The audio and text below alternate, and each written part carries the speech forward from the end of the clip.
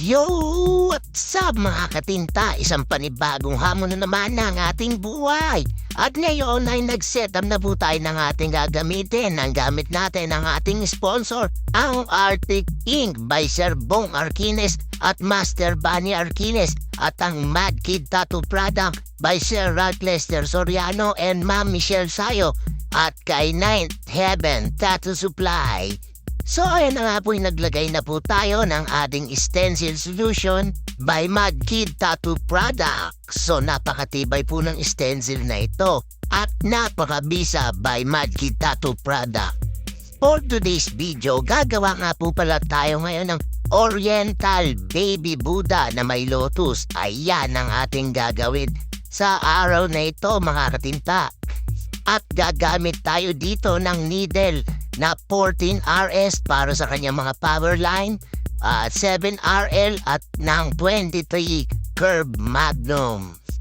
So sa portion na to, binabanatan muna natin yung kanyang mga power line. Ayan. Pag nagpa-power line tayo mga katinta, wag po tayong magmamadali. Ayan.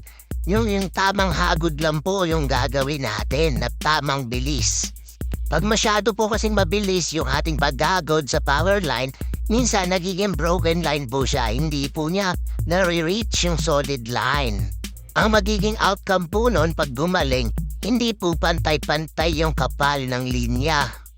At sa portion na to, gumagamit nga po pala tayo din dito ng 15 Curve Magnum. Ayan, mga katinta. Nagba-black and gray shading na po tayo dyan. Yung mga natapos nating mga power line na yan habang pataas tayo ng ating ginagawa para wala na tayong babalikan. So, babalik na tayo sa baba pag mag-highlights na lang ulit tayo. Ang gamit nga po pala natin dyan na mix ng ating black and gray is Arctic The Master Ink Triple Black. Own mix po natin yung gamit nating black and gray shading dyan. Ngayon, pag gagawa po tayo ng black and gray, nakadepende po yan sa hagod natin. Nasa voltahe. Ako po ay gamit ko dyan is 6 volts lang po. Tapos na 3.0 lang yung depth ng aking machine.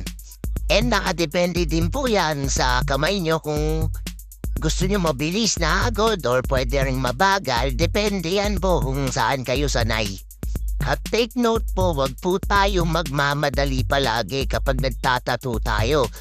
Dahil po, hindi po pabilisan ang pagtatato. Ang importante, magawa po natin ng maayos yung ginagawa natin kesa lalo sa mga mahal nating mga kliyente at pumuwi silang mga nakangiti. So sa portion na to ay nga po, naglilinis na po tayo ng ating natapos na obra.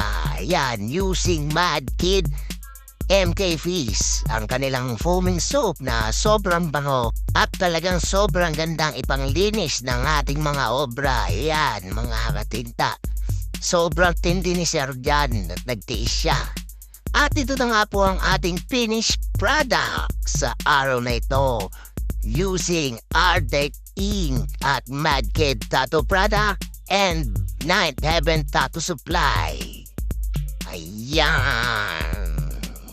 Let's go! Mag-message na po kayo sa mga gustong magpatato.